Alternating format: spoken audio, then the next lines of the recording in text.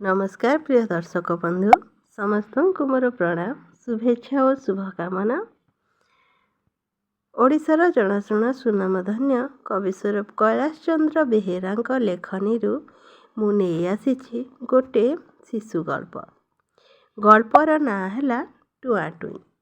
ए गल्पटी आपण मानंकु निश्चय भल लगे।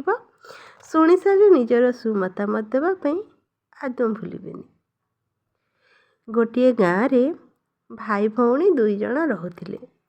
भाईर नाम टुआ और भौणीर नाम टुई।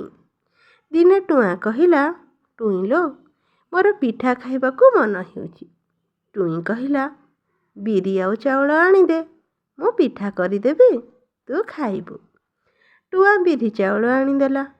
टुई बिरी चाउल बतुरेई बाटिदेला। हेले घरे काठ नथिला। टुआ काठ आनिबाकू बणकू गला। सुखिला काठ भांगिबा शब्द शुणी बाघ गर्जन करी कहिला, किए रे मो बण भितरु काठ नेउच? टुआ कहिला, बाघ मामू मु काठ नेउची। मो भौणी टुई पिठा कले मु खाइबी। बाघ कहिला, मो पाई पिठा रखी देइथिबु तो?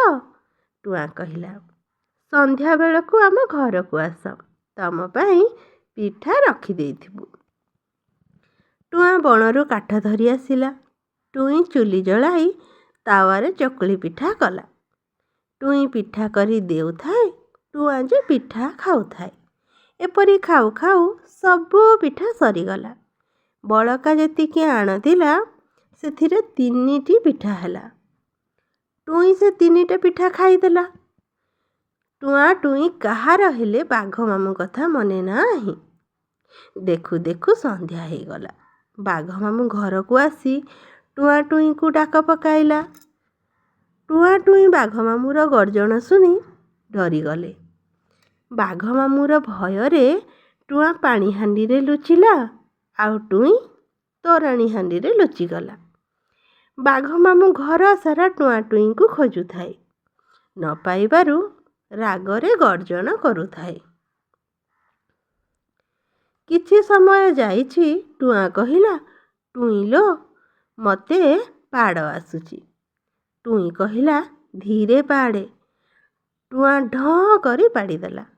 किछि समय परे टुई कहिला, टुआ रे मते भी पाड़ आसुची। टुआ कहिला, धीरे पाड़े। टुई मध्य ढ करी पाड़ीदेला। बाघ मामू से शब्द शुणी भୟରେ दौड़ी पलाइला। टुआ और टुई पानी हांडीरू आउ तोराणी हांडीरू बाहरी आसी हसी हसी बेदम हो गले। ये गल्परू आमे कौन शिखिले? बुद्धि विवेक ज्ञान बले मरणु तरी पारे हेले। अर्थात निजर बुद्धि विवेक ज्ञान बलरे मनुष्य मृत्यु मुखरू मध्य रक्षा पाई पारे।